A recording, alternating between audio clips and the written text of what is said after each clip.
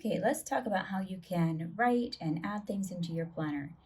The way that you do that is come over here to the pencil with the square around it. And when you have first downloaded the app and have this is like the very first time you're using it, it's going to come up with this little pop-up here. And you can change the author name if you want. I'm just going to leave it to iPad.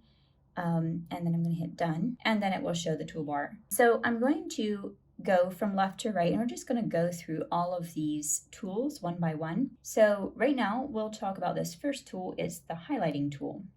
Now there are actually two highlighter tools.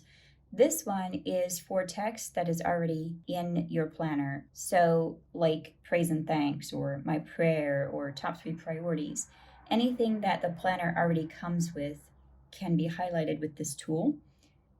So select it, and then you can come over here to change the color if you want. You have a couple presets already here. You can change the opacity, or you can have a completely custom color. So select color, and then there are several different ways you can do it. You can just select a color here on the grid. You can select a color in the spectrum. So you can just like drag your Apple Pencil around, select whatever you want. You can use the RGB sliders to select a color, and you can see here what color it is that you're creating. You could add numbers. If you know the RGB numbers, you can add them here. So then the other thing that you can do is you can actually add a color code in here.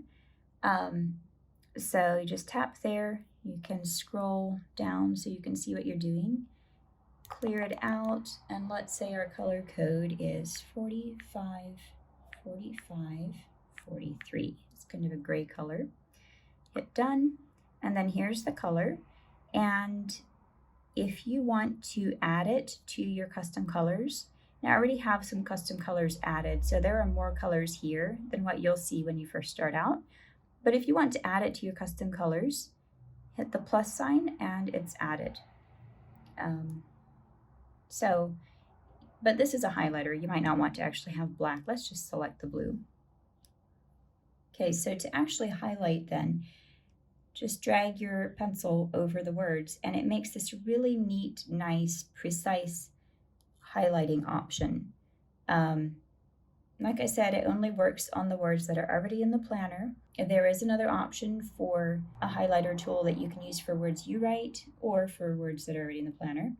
But I like this because it grabs a hold of the words and it just like is so neat and precise. So that's how you use the first highlighter tool.